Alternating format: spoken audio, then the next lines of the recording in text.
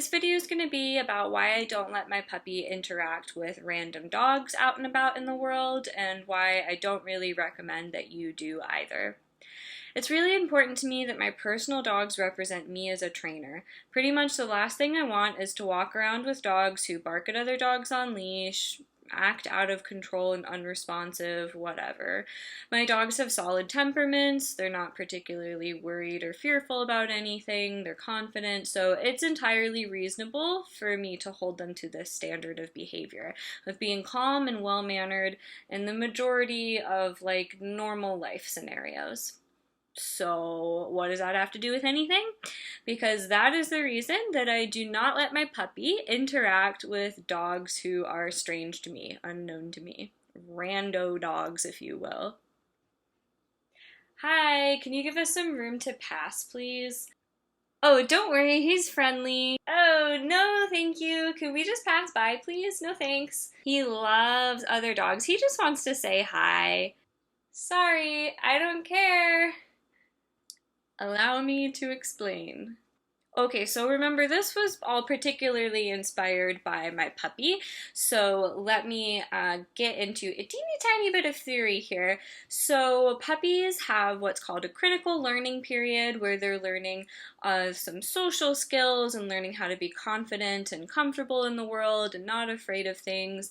Blah, blah, blah. That has a specific range quite early in the dog's life, but even beyond that, young dogs are malleable. They're affected by experiences more so than older dogs, kind of just like people, it's easier to make an impression on them one way or the other. So a common socialization mistake that people make is something that some people call over-socializing. And that over-socializing the dog, letting the dog go up to every person in the world and every dog that wants to say hi to them, can cause problems, and it can kind of cause problems in two different directions. So if the dog is worried and stressed out in those scenarios, the dog can start over-anticipating that, oh my gosh, something's going to happen because I see a dog or a person. I'm a little worried about it, so now I'm going to get more worried about it because every time I see someone heading towards us, I'm probably going to have to interact with them. On the other hand, if they're really into those experiences, they get really pumped up, they're really excited, they usually get overexcited because, again, they're constantly anticipating those kinds of interactions wherever, when they're out and about in the world, on a walk, visiting a pet store, whatever. They're just overly anticipating that something's going to happen with that person or that dog, so they just start being obnoxious, pulling, barking, getting all worked up, being unresponsive to commands, stuff like that. And it can go both ways too. Like, a dog can be overly excited and worried at the same time, and it's just a lot. It's just usually doesn't lead to great things. So most of the time my dog sees another dog, in particular, out and about, I do not want them thinking that any interaction is going to happen, because the majority of the time, it's not going to happen. We're just going on a walk, we're passing by other dogs, we're training somewhere, we're visiting a store, whatever. Probably that dog has nothing to do with you. Don't think too much about greeting it or interacting with it. Some people might say, but I like letting my dog say hi, it's good enrichment for them, it adds spice to their life, it's good thing for them to do during the day or whatever, entertainment. It might be a little bit, but not really that much, and unless you're really connecting with a real person, like you're swapping phone numbers, you're like, oh, our dogs like each other, we should make a play date, whatever. That's different than just like a quick pass and go. There's not really that much benefit. Your dog can't really play when they're on leash. This is an on-leash scenario that I'm talking about. I'll get into off-leash stuff in a second. And to me, the risks outweigh the reward. Okay. So then what about dog parks or off-leash friendly areas like the beach or off-leash areas in the park, whatever, where, you sign up potentially for interaction. I don't take my puppy in particular in those scenarios.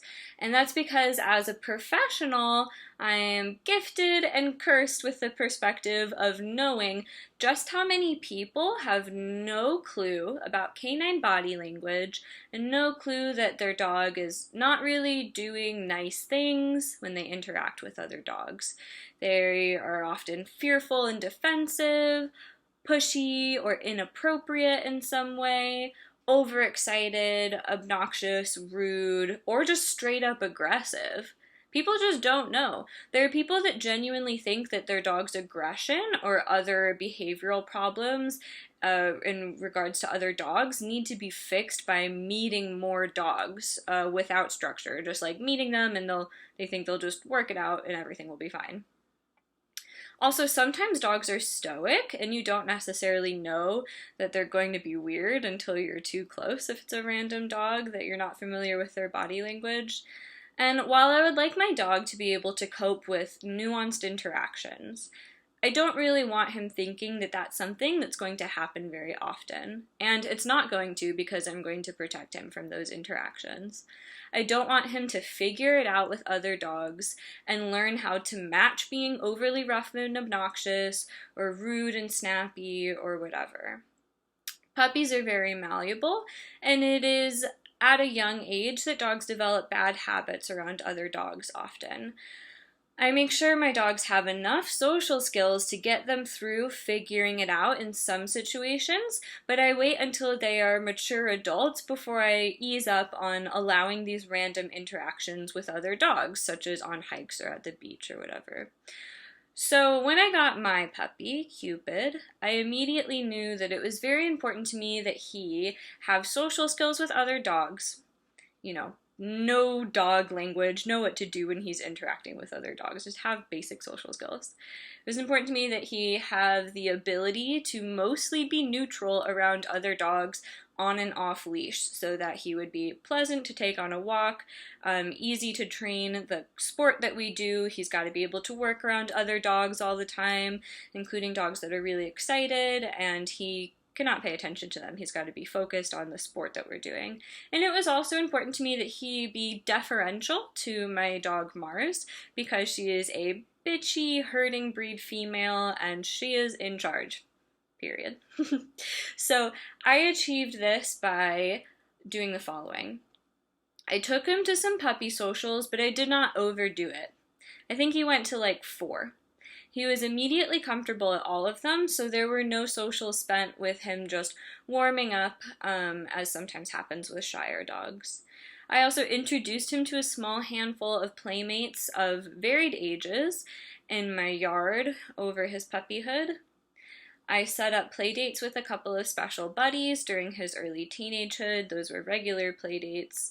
And I'm a really big advocate for play dates. It's so great to be able to have a relationship with the other dog's owners and be able to communicate when you would like to pause, practice some training, give your dog a timeout for being rude if they're getting overly excited, communicate when your dog maybe seems overtired, stuff like that. Dogs also benefit greatly from being able to build relationships with other dogs. Just like people, intimacy builds as dogs get more comfortable with each other because they just know them, and then they can have more intimate and nicer interactions with each other and just really have a relationship and a nice time. Having some of those playmates not want to play so rough was important too. He's a young teenager, he wanted to cowabunga, as I say, but having some other dogs around that weren't quite into that level of craziness was important. So that he could practice doing nothing and being chill around them and know that not every dog that you see wants you to catapult yourself at them, which was important to me because, like I said, he's living with my bitchy herding dog Mars, and I don't want him to think that he can just be too crazy around her. Basically, I want him to respect her space, respect her boundaries, so I had him practicing that with other dogs too, and that's just an important element of social skill in general.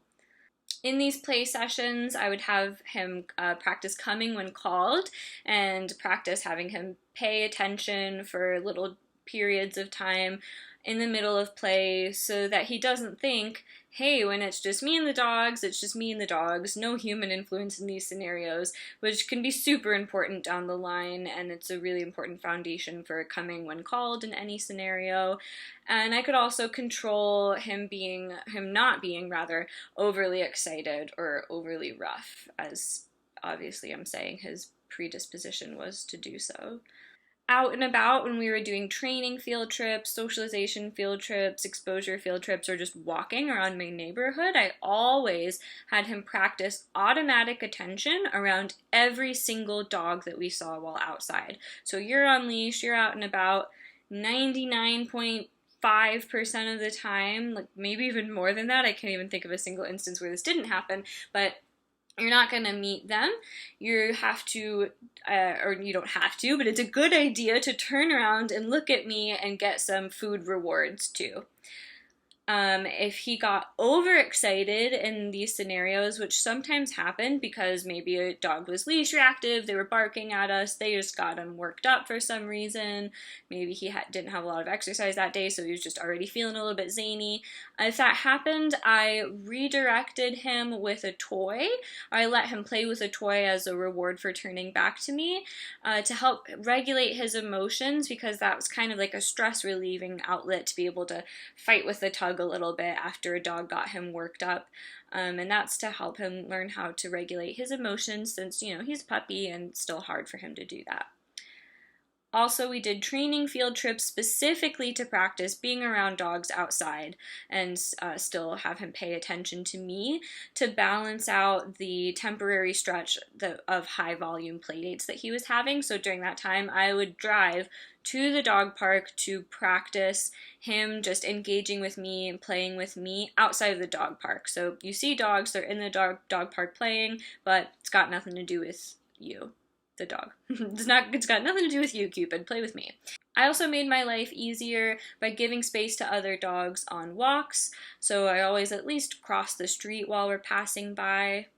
And if we were in an area where off-leash dogs were nearby, like at the beach, and they maybe started coming towards us, I had him stand in between my legs and kind of eat continuously out of my hand. And I also shortened my leash so that I could control if he tried to wiggle away from me. This picture often does wonders. Other dogs think it looks strange or generally uninviting, and I've had good success with the other dogs leaving us alone in those scenarios. Sometimes if I don't have time to situate myself with that middle position where he stands in between my legs, or before I started getting into middle and doing middle a lot, I would just have the dog turn, face me, and eat treats out of my hand. I'd have my dog do that. And that kind of turning away image to random off-leash dogs is just uninviting usually. And oftentimes they'll see that and they'll be like, it looks like the dog doesn't want to interact with me necessarily. So they turn around and go back to their owner or go back to exploring and wandering or whatever they're doing. Okay, so what if a dog just absolutely charges us out of the blue, takes us by surprise, whatever? I would look at the dog, and I would look at their body language, and I would consider just letting the greeting play out. This is because me adding tension to the situation could make it go weird, even if it was about to be fine. Me getting in there and being like, oh, can just add weird emotions and cause unpleasantness. During that time, though, I would definitely be yelling for the owner to come get their dog, call their dog, and I would be assertive about that. I am assertive about that. Please give us space. Please call your dog. Please leash your dog. In areas, obviously, where the dog's supposed to be on leash anyway.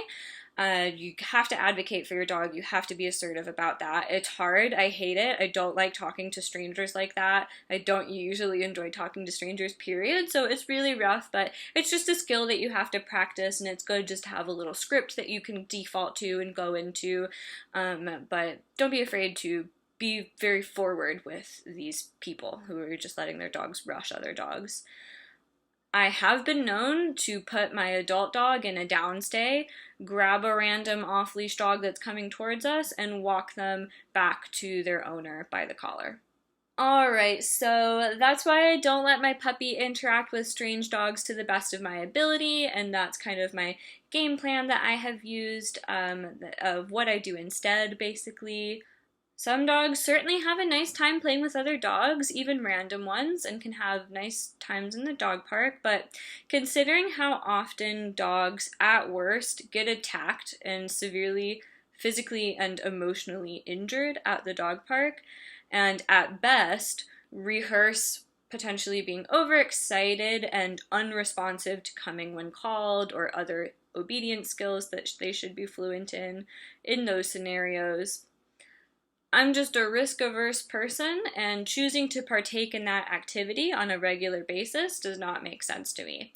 You don't have control. You don't have control over the other dogs at the dog park. You don't know those dogs, and you're just making a gamble that a bad experience is not going to happen.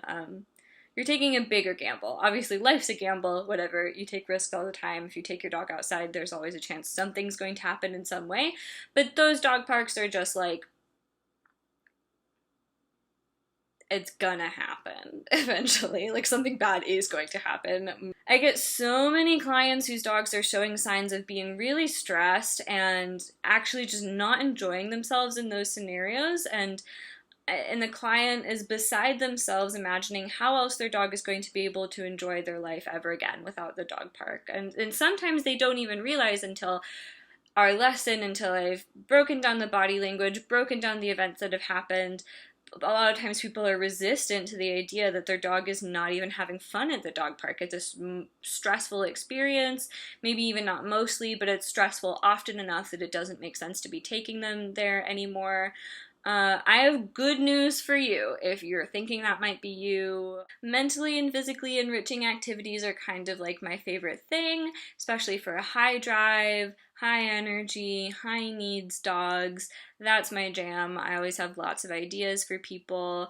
I have been known to get people hooked on dog sports and trick training for their high drive dog to bond with them and meet their needs for physical and mental enrichment. So I am going to link below another vlog or blog about enrichment ideas, creative enrichment ideas for high drive dogs that don't require you getting tired too. Stuff where you can be relatively stationary and not have to wear yourself out while your dog wears themselves out.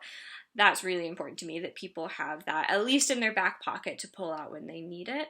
Also take a look at my virtual drop-in tricks classes. That's a great way to get physical and mental enrichment, or I should say mental and physical enrichment. We do tricks that require strength training, balance, coordination. It wears your dog out, as well as my Rock and Rally-O group, which is a great introductory dog sport if you're curious about dog sports but don't really know where to start.